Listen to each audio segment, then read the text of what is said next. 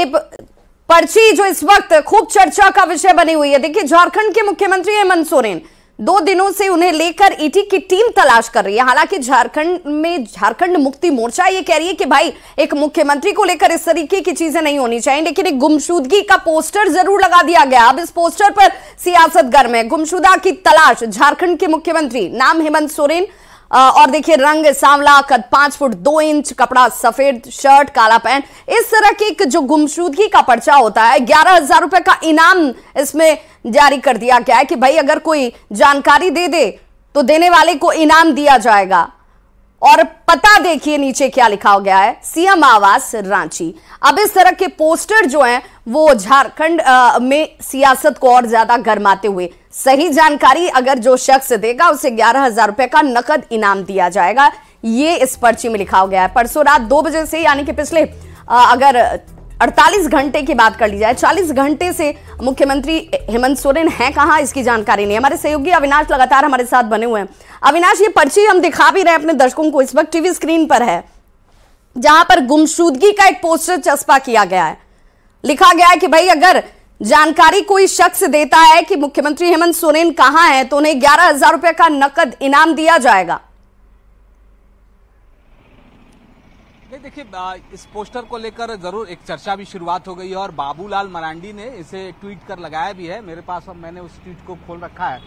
और इसे आप इस रूप में भी देख सकते हैं कि एक राजनीतिक रूप से भी मुख्यमंत्री हेमंत सोरेन को घेरने की कोशिश हो रही है। और जो बातें इस पोस्टर में कही गई है, अगर आप कल के ट्वीट को देखें बाबूलाल मरांडी के, या फिर आज के ट्वीट को भी अगर आप देखें, तो यही सारी बातें हैं। तो ये इसे आप इस रूप में भी देखिए कि जो सामने जो मुख्य विपक्षी दल है वो कोई मौका भी नहीं छोड़ना चाहता है। कई बार विधायकों को लेकर, जनप्रतिनिधि को लेकर ये इस तरह के पोस्टर लगाए जाते हैं कि वो कहाँ हैं, अगर वो नजर नहीं आते हैं।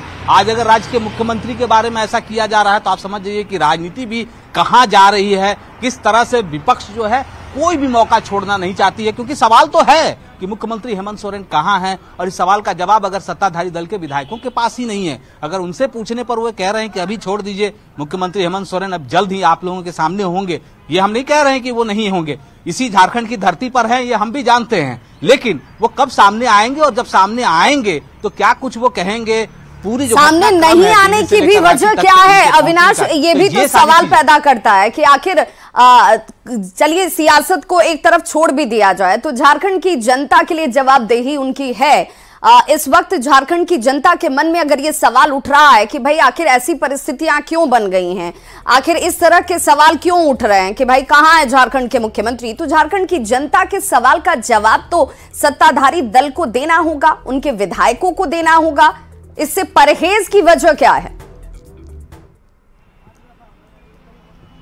देखिए, परहेज की वजह तो सत्ताधारी दल के विधायकों के पास भी इसका जवाब नहीं है।